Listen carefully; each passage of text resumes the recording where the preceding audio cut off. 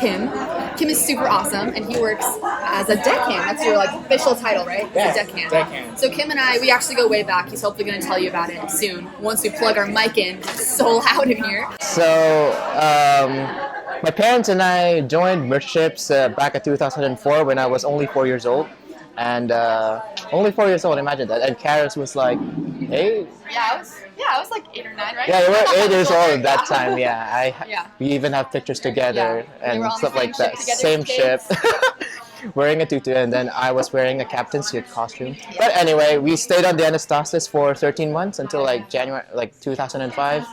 And then 13 years later, 2016, we went back to merchants in the African Mercy in Benin, and stayed on the ship for 3 years as a high school student.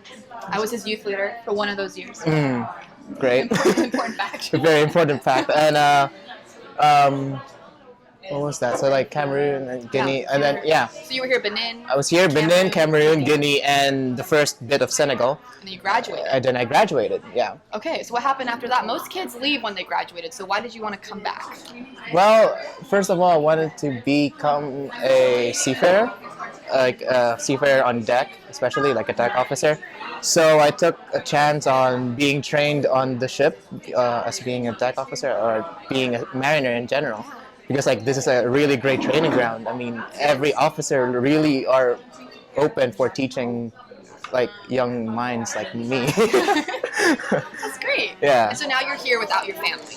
I'm here without my family, yeah. For how long? 2 years. 2 years. So tell us, we're going to go and see what Kim does in a second, but tell us first, what is it? Like, what are the main responsibilities of being a deckhand? Yeah, so a deckhand's responsibility is basically maintenance of the ship, like cosmetic maintenance, you know, painting, chipping rust, and for some people, we also take care of supply, you know, operating the crane, taking care of cargo. And like during some special times, you know, like it only happens twice a year, like we actually sail and we prepare the ship for sailing, and we sometimes get to drive the ship.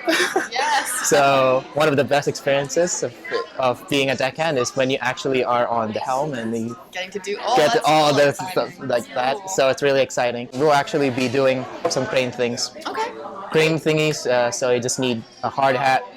And are you wearing closed-toed shoes? Does not count. Yeah, no, doesn't count. I'll change. Yeah, you need a closed-toed shoes. I have to change from these. You need to change. To the home. It's too tough.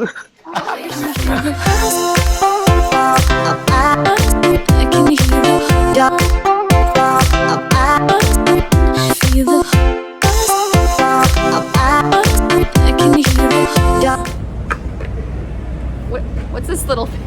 It's for the I feel really cool.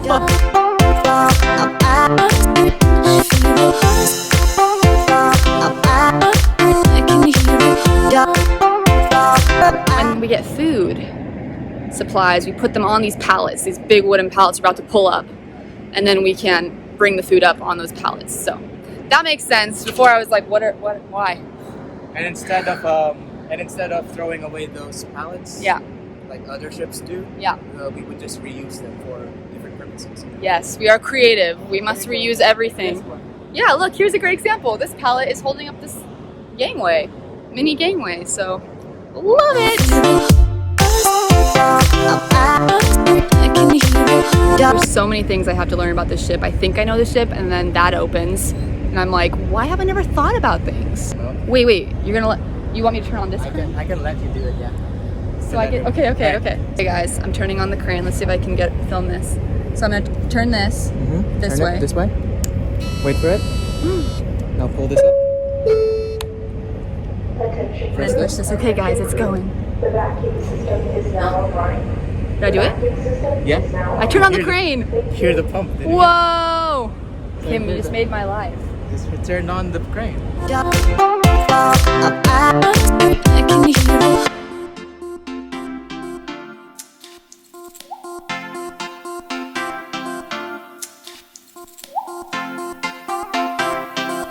I have such respect for our deckhands because they're working really long hours, oftentimes in the hot African heat. And they're one of those departments that isn't often seen, you know, as much as maybe our hospital is. And so I'm so glad they're here. I'm so glad people like Kim are keeping this ship functioning, keeping all the supplies up here. Super, super important.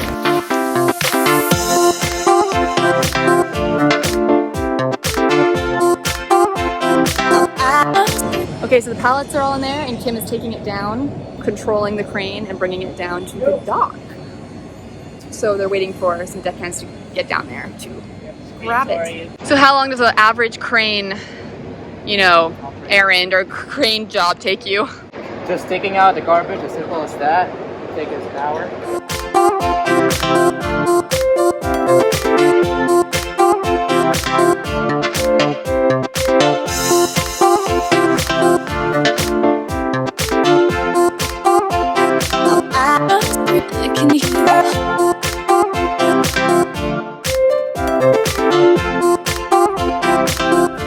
Okay, so now I'm heading off to play Frisbee. Frisbee is kind of a big deal on the ship. When I was here, it used to be Frisbee Friday, but now it's Frisbee Sunday. So from 3:30 to around 6, we go and we get in cars and we drive to a field to play Frisbee against like an international school, I think is what they said.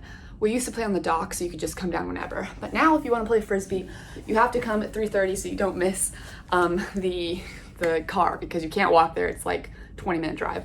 But it's a really fun way to get off the ship, get some exercise, participate in a Mercy Ship's tradition of Frisbee, big deal. Make sure to put mosquito repellent on, make sure to wear longer shorts, or another thing I see women doing is wearing shorter shorts with like leggings under them, but that can get pretty hot, so it is sometimes helpful to just find longer shorts. And I'm not gonna bring my camera to the field because I don't know yet if it's like a secure field or not. And in the past, we've played in some pretty interesting fields, so this might be a super nice field, I don't know. But just in case, I'm gonna leave my phone here, because if this gets stolen or taken or broken, all of this ends. So I'm gonna go play Frisbee, and then after we're gonna be hearing from Kjell, who's an engineer on the ship, and he's gonna take us down for a tour of the engine room and talk to us about what he does on the ship. So I'll see you then.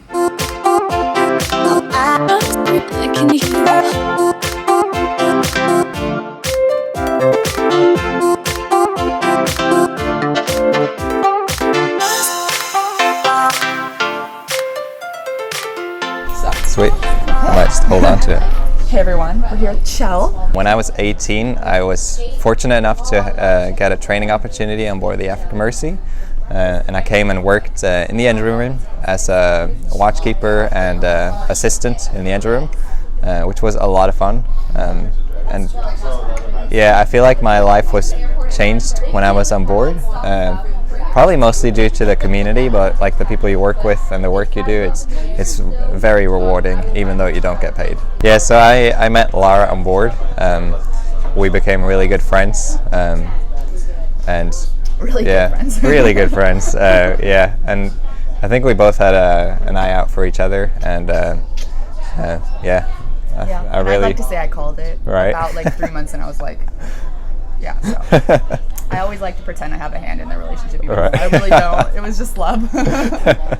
So you met Lara. Yes. You came to and then you left and did more training and stuff, and now you're back as a couple, and you are an engineer, right? So tell us about that. What does that look like on the ship? Yeah. So I'm what's called a marine engineer, which is basically the engineers that work on ships normally, and on all the ships in the harbor here, they all have engineers on them. That's really good. So yeah, ships is where I come from, and yeah, really enjoy my job, which is mostly taking care of the ship side, so that the hospital side can operate.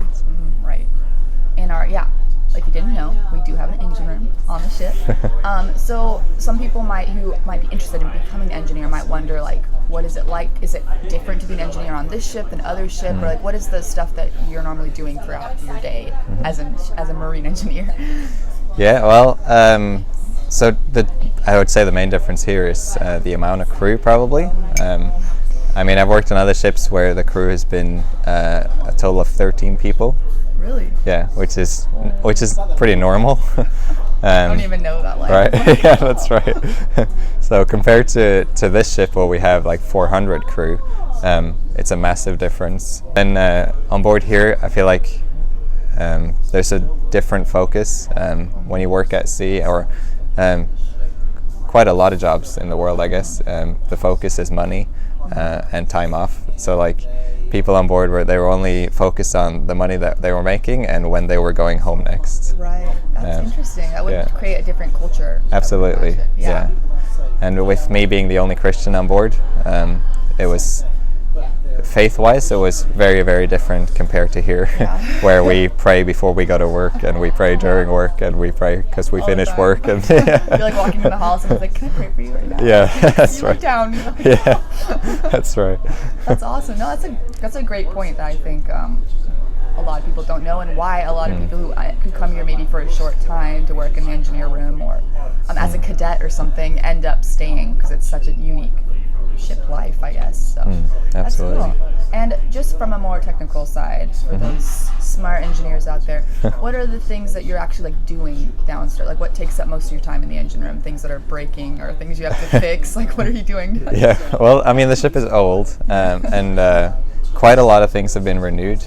So like the generators are brand new, because we really need electricity to operate, right? So, but then we have a lot of old stuff that stayed behind, and it's getting those old and new to work well together can be challenging, especially the old can easily break down and stuff. So we end up with quite a lot of maintenance on like hydraulic systems and engines and stuff like that will it's normal wear, but because it's from the 80s, it's definitely normal. Right. Hi. We're just talking about you. I can hear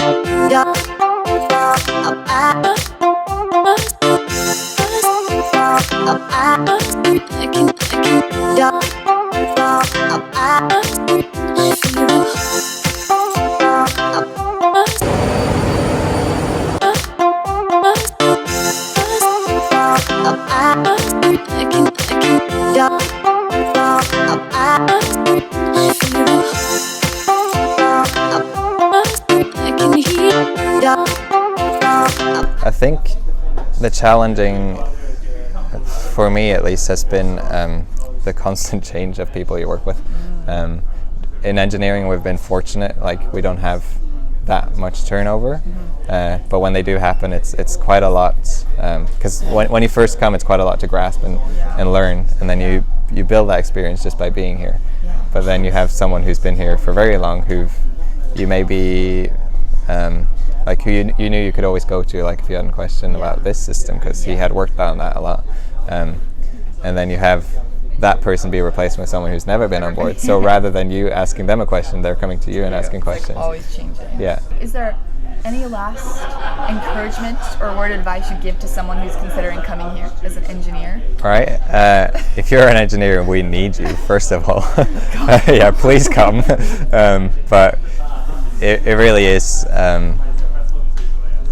You don't get paid here, but money couldn't buy the satisfaction that you get out of being here. Like it's truly indescribable what you get to experience here, and I highly recommend anyone who's thinking about joining, just join, try it out. Do it. You might even take home a wife. I